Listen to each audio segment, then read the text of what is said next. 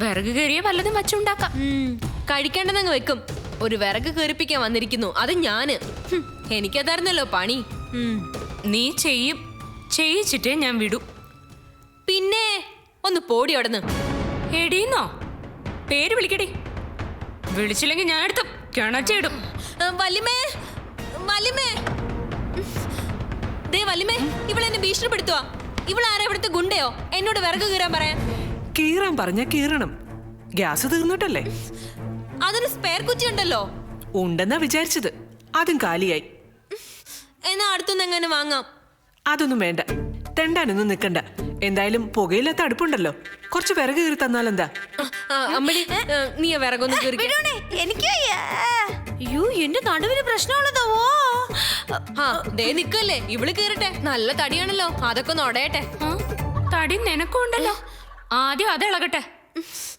നീ കീറിയാ മതി, സ്വാതി കീറിച്ചിട്ടേ വിടും. അതൊക്കെ ഞാൻ ഏറ്റുമേ. മര്യാദക്ക് കീറുന്നോ അതോ ഞാൻ നിന്നെ കീറണോ? ഇത് പീഡനമാ. ഞാൻ വനിതാ സെല്ലിൽ പരാതി കൊടുക്കും. കൊടുത്തോ, എവിടെ വേണോ കൊടുത്തോ. എന്തും നേരിടാൻ ഞാൻ തയ്യാറാ.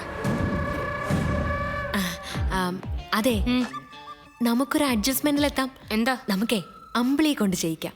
പറ്റില്ല, നീ തന്നെ കീറണം. എനിക്ക് അറിയില്ല സ്വാതി. ഞാൻ കാണിച്ചു തരാം. ഞാൻ ചെയ്യുന്ന പോലെ അങ്ങ് ചെയ്താ മതി. സ്വാതി, ഒന്നുമില്ലെങ്കിലും നമ്മൾ ബന്ധുക്കളല്ലേ, ഒരുമിച്ച് നിൽക്കേണ്ടവരല്ലേ?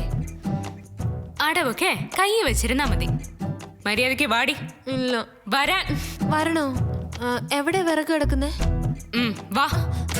അയ്യോ സ്വാതി, ഒന്ന് മിണ്ടാതെ നടക്കടി. പറയുന്ന കേക്ക്. എന്നെ വിട്. എന്റെ കൈ.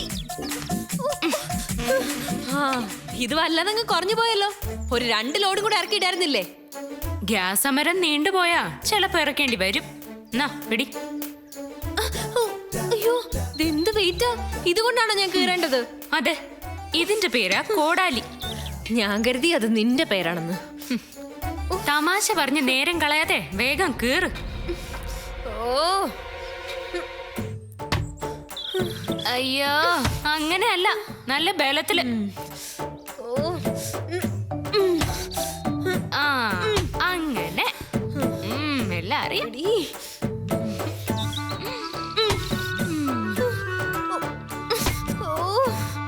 എന്റെ ദൈവമേ,